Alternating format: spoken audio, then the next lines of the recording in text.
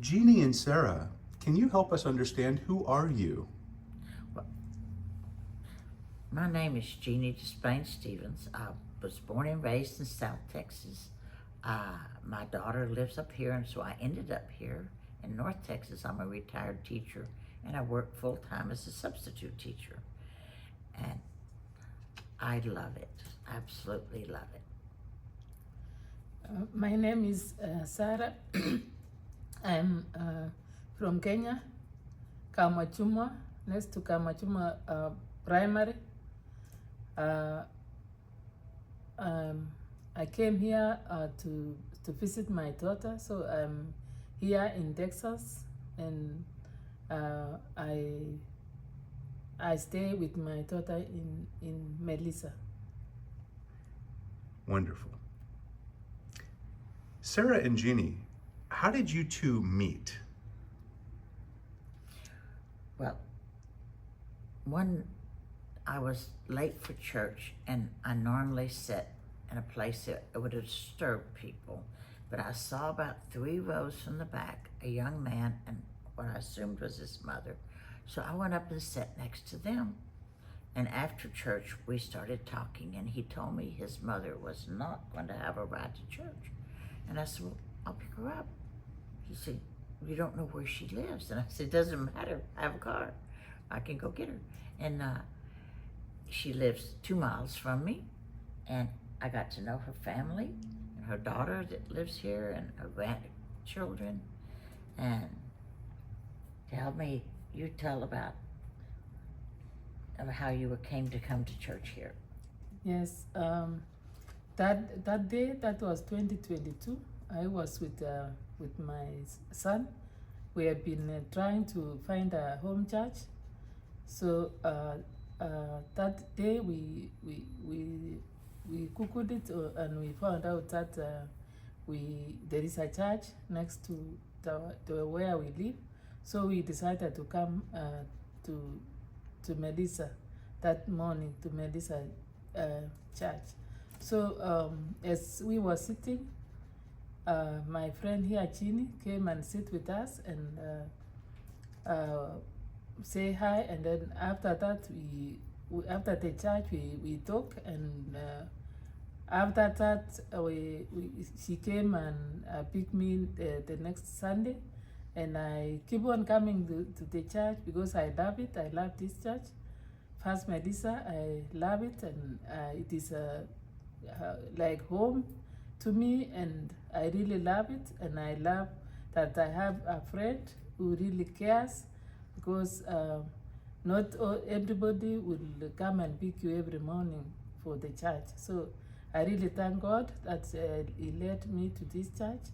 And now I have a friend, a wonderful friend, a sister, as I can say that with confidence that she's my sister, and I really thank God for her. So every time I'm with, I always go back to Kenya. Maybe after 2 months I come back, because I'm with my daughter, I'm helping her. So when I go home, I always miss her and the church. I really, really love my friend, and I love the church. So thank you, Chini, for helping me every day to come to church. Thank you. It's been a pleasure, and my friend, my sister, because we have the same birthday, so I know she's my sister. She invited me to come to Kenya. And so in 2023, I went 2 weeks at Christmas and spent with her, and her hospitality was amazing. In Kenya at 4 o'clock, you have tea. I mean, everything stops, you have tea. So I learned to drink tea with cream in it, and the food was awesome. But the most amazing thing, everyone you met shook your hand and said, welcome to Kenya, welcome home. You're home now, you're family. And they were the most kind, loving people. They wanted to give me gifts, and you could tell that they didn't have a lot, But if what they had, they gave. In fact, one little boy, he just was so, liked me so much, he gave me a chicken. And he's babysitting my chicken now. But it was just incredible. I can't tell you the love you feel from the people in Kenya.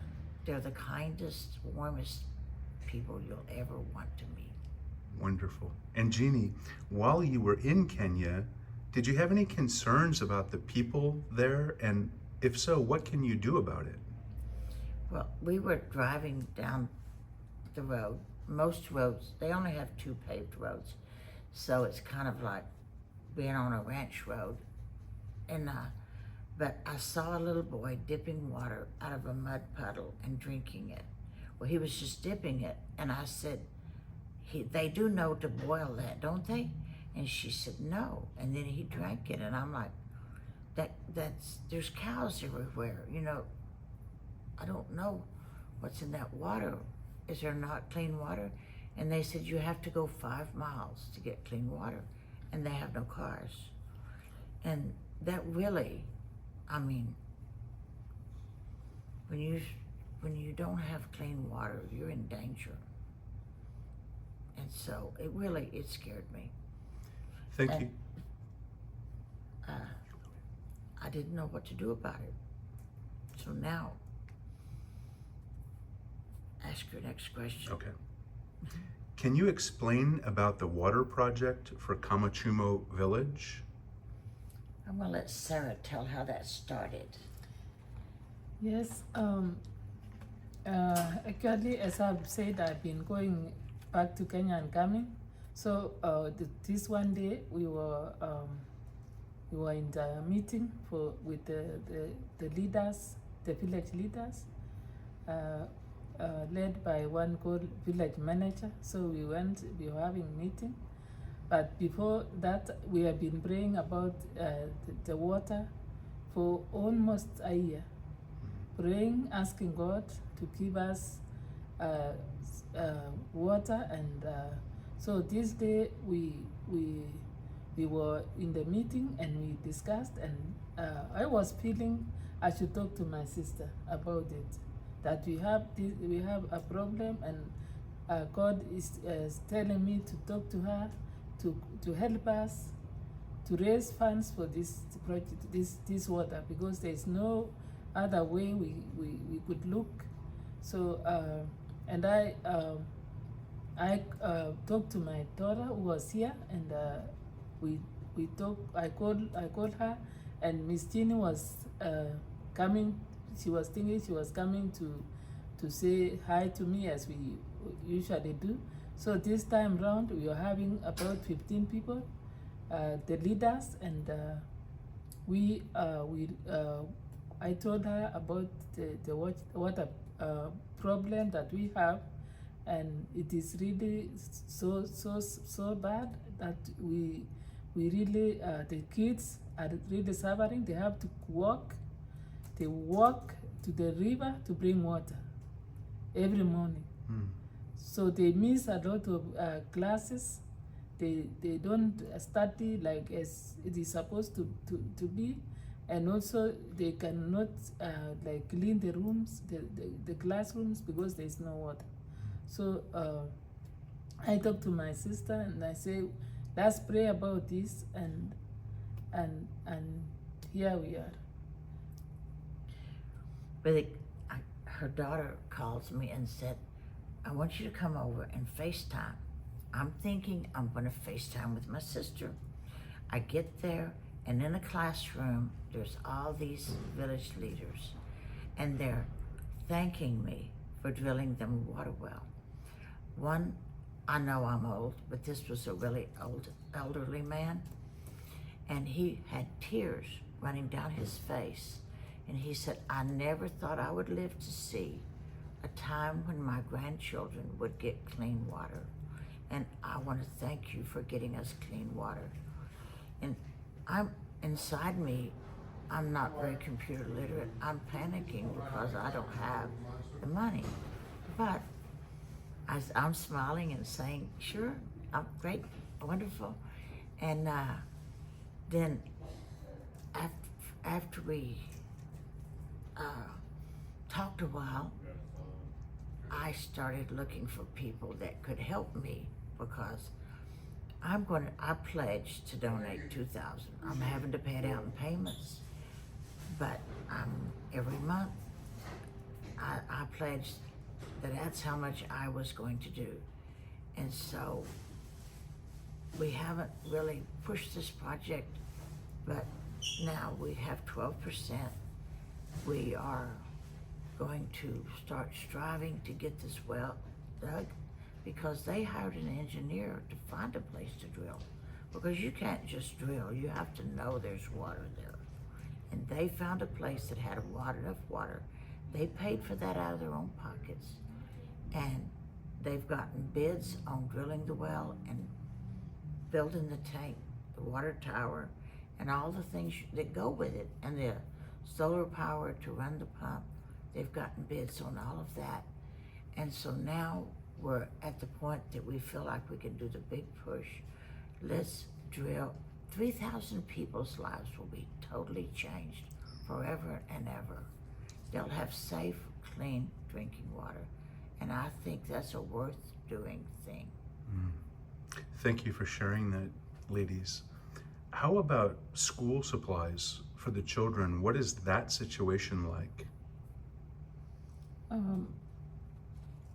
They have no books, no. All the school supply is not like they don't have things to write on. They don't have pencils. They don't have even the books to read. Reading books are very few, so they share, and they don't have the book, the backpack. They don't have it. They just carry if they have 2 exercise books, they carry on their hands, and when it rains, it's going to be messed up. So they don't have. It is really bad. They don't have them. Yes. And when I saw the classroom, it's painted mustard yellow. There's nothing on the walls. Our schools, we have manipulatives, we have books, we have paper and pens, and we have video cameras, and all of those things. And they had a teacher at the front with a book talking to them. And you're 4 years old. You're 5 years old, you're 6, you're 7, you're 8. I don't care, you need something. And so we started, and we discovered that they went to school at 8 o'clock and left at 4, nothing to eat in between. Mm-hmm. And her daughter, Beatrice, started a feeding program, and I've forgotten the name of it, but I can, loads of love, but I can get that information. But so they get fed every day 2 meals. They get like oatmeal, only it's not oatmeal, but similar. For breakfast and for lunch, they get rice and beans. And because a local person is donating meat, they'll get meat once a week. And once a week, they get a slice of bread. And to them, it's a huge, huge. I've got a picture of a little boy with this biggest smile on his face. And kids started coming to school that didn't come before because there's no food at home. They're coming for food. One little boy is only 3. He's not old enough, but I've got a picture of him standing there. He is the cutest. I want to take him home. He's just got his food and he is so proud. And then these other kids were coming. Their clothes didn't fit, but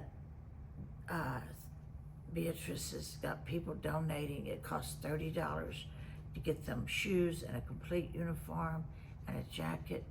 And we've gotten uniforms for 10 kids. We're working on getting more. And then the parents are supposed to pay $15 at the beginning of the year. If you're working for 87 cents a day, $15 is too much money. So we're looking for people to sponsor kids, and it's like draining the swamp. You find all the crocodiles, and there's a lot of them, but we're dealing with them one at a time. We have shipped 7 boxes of supplies already, including, they didn't have anything to do at recess. My daughter-in-law bought soccer balls and soccer goals. Other people have donated other things for them to do. I'm excited about seeing them with balls and toys for the first time. Wonderful. Thank you for sharing that, ladies. May I ask, how can people who are watching this video donate money to help raise the funds that are necessary for the Kamachumo Village Water Project, as well as the school supplies for the children? Well, with all the money is going through First Melissa, who is giving all of that money to the project. And they're not, if we had gone through the GoFundMe, we would have had to pay 6%, but they're not charging us. It was a miracle, because normally it takes longer to become part of a project. But this church, because of the pastor and everyone believed in it, and they know Sarah and they know her husband, and they put it as a line item. You just take the QR code that's on the screen now, take a picture of it, and then you'll see, and you can pick how much you want to put. You can put $5. And if you want to put a repeating $5 every month, we would love that. But you write on the memo line, and this is a critical thing, you write Kenya Water, and all of the money you donate, $5, $100, you can do it monthly, more, it will 100% go to the water project. Thank you so much, ladies. In closing, is there anything else you would want anybody watching this video anywhere in the world to know that you've not already shared? Well, I was asked by more than one person if my plane ticket, because I'm going at the end of June, I'm going to stay 6 weeks and work in the school, because we have shipped over so many things that these teachers have never seen before. And you just can't give them to them and think they're going to know what to do with them. And people said, well, are you using this money to buy your plane ticket? No, I am buying my plane ticket. Are you using this money to pay the shipping on these boxes of supplies? No, I'm working as a substitute teacher and using that money to pay for the shipping. And each box costs between $300 and $400 to ship. But it doesn't matter to me, because God has given me this job and given me good enough health to be able to do it. And I want to see these kids enjoy learning, not sitting at a desk with someone reading to them. I want to see them writing.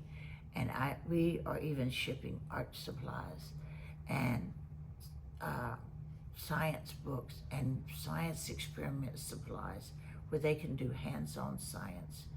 And I just can't tell you how excited I am about going to get to see them do these things for the first time. To me, you have anything you want to add, Sarah? Yeah, I just want to say I'm really, really happy for this, and I'm really looking forward to see those children happy and enjoying their life and growing up like any other person. I'm really looking forward, because water is life. Water is really going to be like a blessing to all the children, and the water will be there forever. So I'm really, really happy, waiting. I'm waiting that we get these funds and we are going to have the water. Drilling the water well is critical.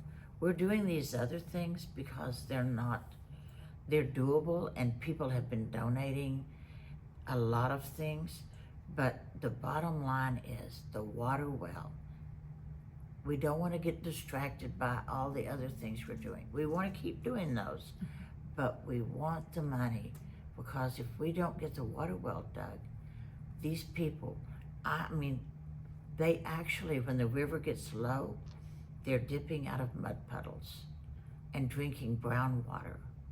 And that should not be happening when us working together can make a difference.